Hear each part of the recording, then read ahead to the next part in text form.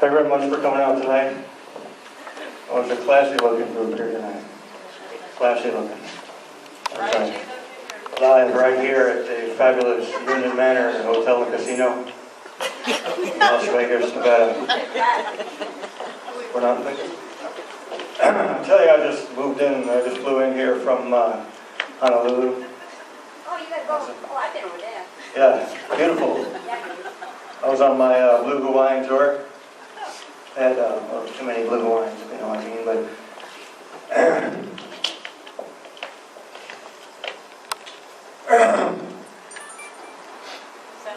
Maria, say it loud and there's music playing. Say it soft and it's almost like rain. Speaking of raining, I remember when I first got into this fair city of Portland, Oregon, about 10 years back. And, I don't have a microphone cord here. It was raining. And I remember waking up the second day, and it was still raining. And on the third day, I got out of bed. And guess what? Yeah, it's still raining. About a week went by. I remember getting out of bed, going to work, walking down the street, and yes, it was still raining. And I saw this little boy. I walked up to him and I said, "Son, does it ever stop raining here?" He said, "How should I know, mister? I'm only 8.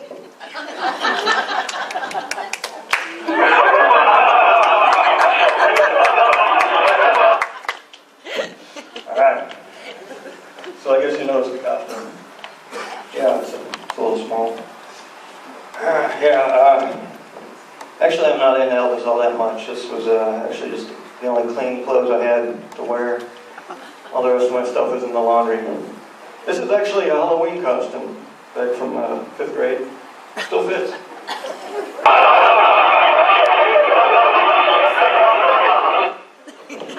All right. I think I'm probably going to wear it again this year, too. So yeah, I always wanted to be a comedian, ever since I was a little itty-bitty boy growing up there in Memphis, Illinois. But anyway, I was watching television all the time, always glued to that tube, watching all the greats, Henny Youngman, Rodney Dangerfield, Richard Pryor, Jackie Chong, up there on the stage in front of millions. You know, just cracking jokes, being funny. I thought to myself, I could do that. You have to excuse me, though, I'm a little bit nervous tonight. I haven't been the same since I quit smoking 15 years ago. It actually wasn't me that was smoking. I was living with my parents, and they were both smokers. And I quit living with them, so I couldn't quit that way.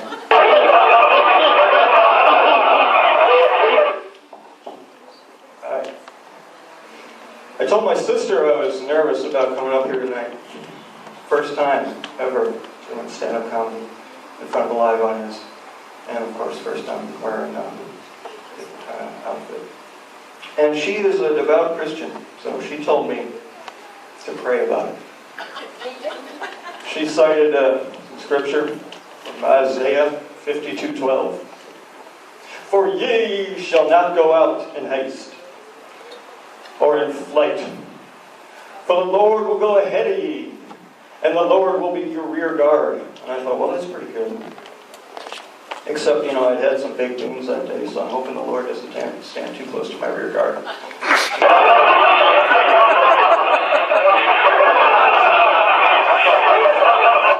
But the word is a very interesting thing. I'm into words. I'm into knowledge. I guess you can call me an infomaniac.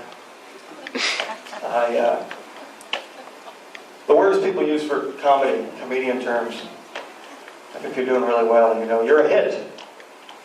Or you knock them dead, you killed that crowd tonight. You slayed them. Or you bombed if you're doing really bad. But yeah, I don't want to hurt anybody here. I'm a very peaceful, passive guy. Just trying to do my little thing. Settle on. I want to do that too. But it's funny the words people use. I mean, the other day a buddy of mine said he's going to come over, but first he has to go hop in the shower. And I'm like, don't hop in. No hopping. Unless you're wearing safety gear, no hopping. Don't hop in that shower.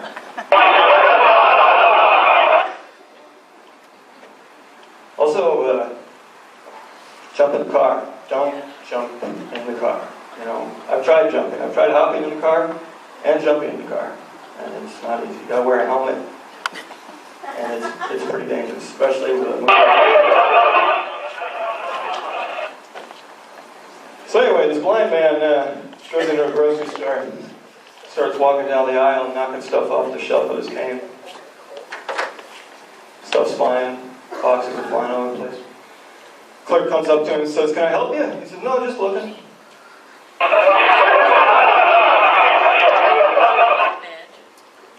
But yeah, being a clerk, that's a tough job. I wouldn't want to do that. I myself am a house cleaner. This is not what I do all the time. I'm a house cleaner by day. I've been a house cleaner for about 10 years now. But yeah, so I only do clean jokes. But if you got any dirty jokes, I'll be happy to clean them up for you too. But yeah, being a house cleaner is pretty boring. Mundane work, mop, vacuum, mop, vacuum. And I have to come up with things to amuse myself while I'm doing it. I dream up different ideas, like what would it be like to have like a house cleaning rodeo? You know, we could have a kind of see how fast you can hog tie a vacuum cleaner, for instance. Wrap that cord around it.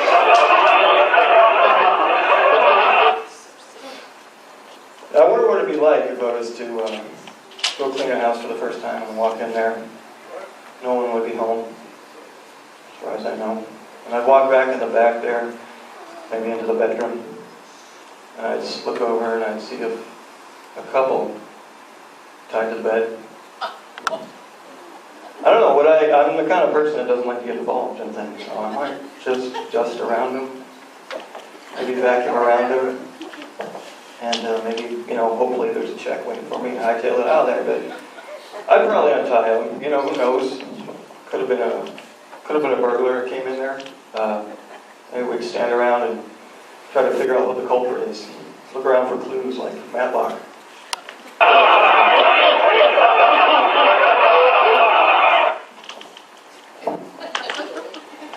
My father, he was not a house cleaner. My father was a railroad man. He worked for the Atchison, Topeka, Santa Fe, Burlington Northern, excuse me. Yeah. For 50 years, my father worked for the same company. One day, just out of the blue, he was fired. He was replaced by a tiny little gadget about this big. Does everything my father does, so when he does it quicker, better, faster. The upshot about that was the next day, my mother ran out and bought one.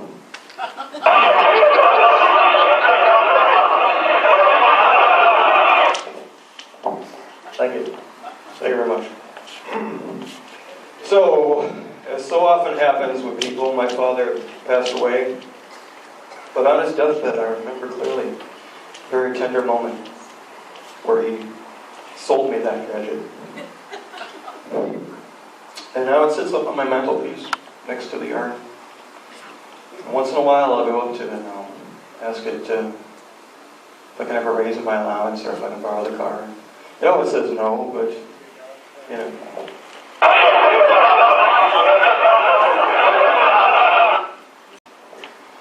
Can I tell a tiny little dirty joke? Just a little dirty joke? That was a tiny one. Tiny. Okay. I'll clean it up afterwards, I promise. So, Shakespeare and Socrates both die and go up to heaven. And they're up there at the pearly gates. And St. Peter says, I can only let one of you in.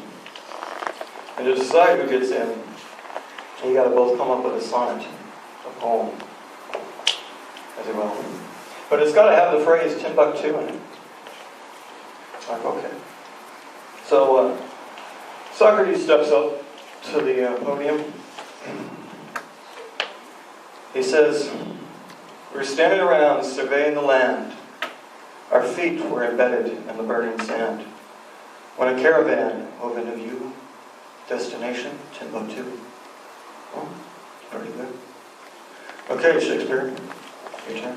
Shakespeare steps up to the podium. He says, Tim and I a-hunting went. We spied 3 maidens in a tent. They being 3 and we being 2. I bucked 1 and Tim bucked 2.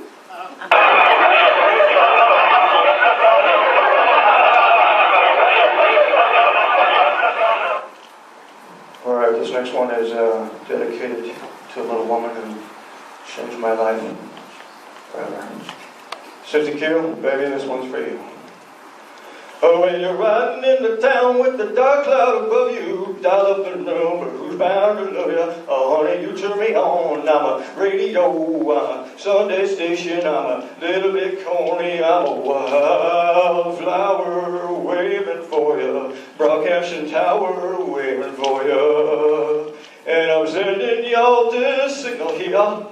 I hope you can pick it up loud and clear. I know you don't like weak men, you get both so quick, and you don't like strong men, cause they're hip to your shtick. It's been dirty for 30 down the line, but you know, I come when you whistle, when you're loving and kind. Thank you very much, Union Manor. Good night.